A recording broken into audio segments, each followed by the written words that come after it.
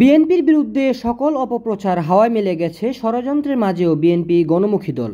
বিএনপির সিনিয়র যুগ্ম মহাসচিব অ্যাডভোকেট রুহুল কবির রিজভী। জাতীয়তাবাদী দল বিএনপির সিনিয়র যুগ্ম মহাসচিব রুহুল কবির রিজভী বলেন, অতীতের সব অপপ্রচার নানামুখী ষড়যন্ত্র হাওয়ায় মিলে গেছে, কারণ বিএনপি গণমুখী দল। দলের ভারপ্রাপ্ত চেয়ারম্যান তারেক রহমানের কাছে বিএনপি যার বিরুদ্ধে অভিযোগ যাচ্ছে প্রমাণিত হলেই বহিষ্কার করা হচ্ছে। 14 জুলাই সোমবার বিকেলে উপজেলার ভুলতা এলাকায় নারায়ণগঞ্জ জেলা বিএনপি আয়োজিত প্রাথমিক সদস্য ও নবায়ন কর্মসূচির উদ্বোধন অনুষ্ঠানে প্রধান অতিথির বক্তব্যে তিনি এসব কথা বলেন। তিনি আরও বলেন, আজ দেশে নতুন অশান্তি অরাজকতা মব জাস্টিসের মাধ্যমে বিশৃঙ্খলা সৃষ্টি করে বাচ্চাদের বিএনপির নামে কুৎসা ওঠানো হচ্ছে, অথচ শহীদ প্রেসিডেন্ট জিয়াউর রহমানের স্বাধীনতার ঘোষণা থেকে সুশাসন প্রতিষ্ঠার কথা আজও বাংলার মুখে মুখে। সে সময় মানুষ দরজা খুলে ঘুমাতে পারত, স্বাধীনভাবে মানুষের সাথে কথা বলতে পারত। এটা পরীক্ষিত যে আওয়ামী লীগ হলো ফ্যাসিস্ট দল, কিন্তু ইসলাম ধর্মের নামে যারা লেবাসদারি দল তারা কোন ইসলামের কথা বলে? তারা আজ অপপ্রচারে লিপ্ত। সংবিধানে বিসমিল্লাহ আল্লাহর উপর আস্থা লিপিবদ্ধ করেছেন শহীদ জিয়াউর রহমান। 24-এ যারা শহীদ হয়েছেন, আন্দোলন হয়েছে, সে সংগ্রামে বড় অংশীদার বিএনপি তারেক রহমান। 19 জুলাই আমাকে গ্রেফতার করা হয়েছিল আন্দোলন করেছি বলেই। আন্দোলনে 142 জন ছাত্রদল কর্মী, 23 জন বিএনপি কর্মী শহীদ হয়েছেন। সবার আন্দোলনেই শেখ হাসিনার বিদায় হয়েছে। এ সময় প্রধান অতিথি দীপু ভূঁইয়াকে পরীক্ষিত নেতা হিসেবে স্বীকৃতি দেন রুহুল কবির রিজভী। এ সময় নারায়ণগঞ্জ জেলা বিএনপির যুগ্ম আহ্বায়ক মুস্তাফিজুর রহমান ভূঁইয়া দীপু তার বক্তব্যে বলেন, রূপগঞ্জের সেবায় অতীতে যেমন ছিলাম ভবিষ্যতেও থাকবো ইনশাল্লাহ।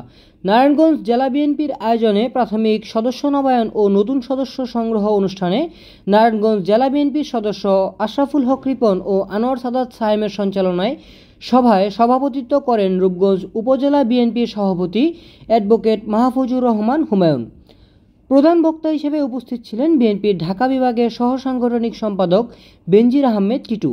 বিশেষ বক্তা হিসেবে উপস্থিত ছিলেন ঢাকা জেলা সভাপতি খন্দকার আবু আশফাক।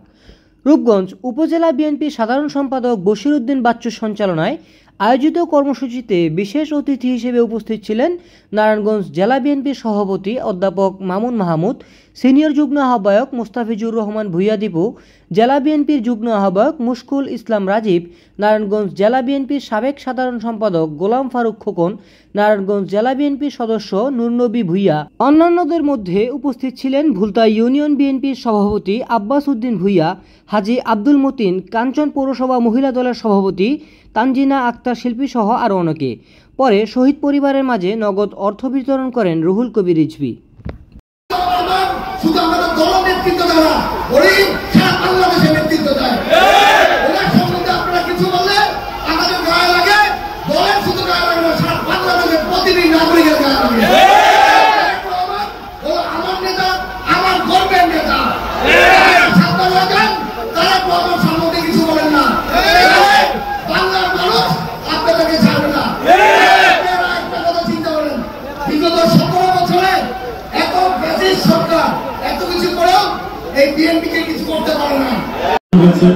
একটা গণতান্ত্রিক সমাজে রাজনৈতিক দল করার স্বাধীনতা আছে।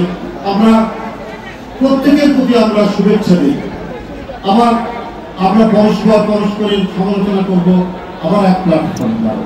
কিন্তু মনে হচ্ছে যে কোথাও থেকে নির্দেশিত হয়ে তারা বিভিন্ন কথা বলছে।